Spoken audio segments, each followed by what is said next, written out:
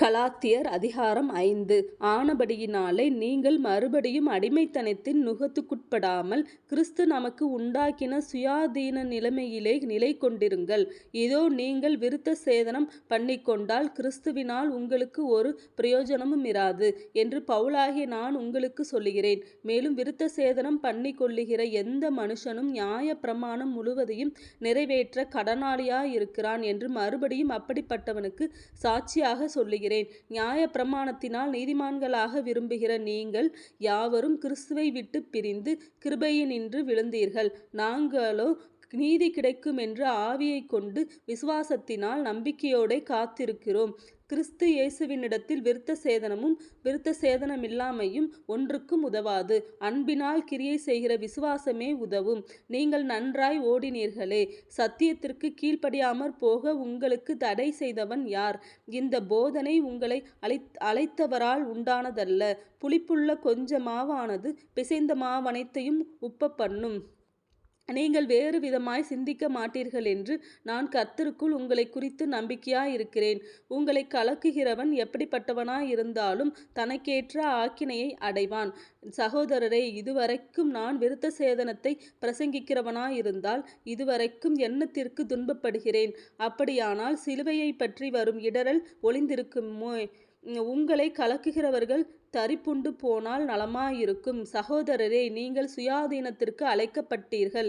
இந்த சுயாதீனத்தை நீங்கள் மாம்சத்திற்கு ஏதுவாக அனுசரியாமல் அன்பினாலே ஒருவருக்கொருவர் ஊழியம் செய்யுங்கள்.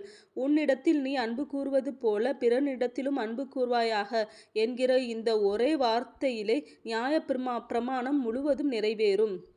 நீங்கள் ஒருவரை ஒருவர் கடித்து பட்சித்தீர்களானால் அழிவீர்கள். அப்படி ஒருவராலொருவர் அழிக்கப்படாதபடிக்கு எச்சரிக்கையாயிருங்கள். பின்னும் நான் சொல்லுகிறதென்னவென்றால், ஆவிக்கேற்றபடி நடந்து கொள்ளுங்கள். அப்பொழுது மாம்ச இச்சையை நிறைவேற்றாதிருப்பீர்கள். மாம்சம் ஆவிக்கு விரோதமாகவும் ஆவி மாம்சத்திற்கு விரோதமாகவும் இச்சிக்கிறது. நீங்கள் செய்ய வேண்டுமென்றிருக்கிறவைகளை செய்யாதபடிக்கு இவைகள் ஒன்றுக்கொன்று விரோதமாயிருக்கிறது. ஆவியினால் நடத்தப்படுவீர்களானால் நீங்கள் நியாய பிரமாணத்திற்கு கீழ்ப்பட்டவர்கள் அல்ல. மாம்சத்தின் கிரியைகள் வெளியரங்கமாயிருக்கின்றன.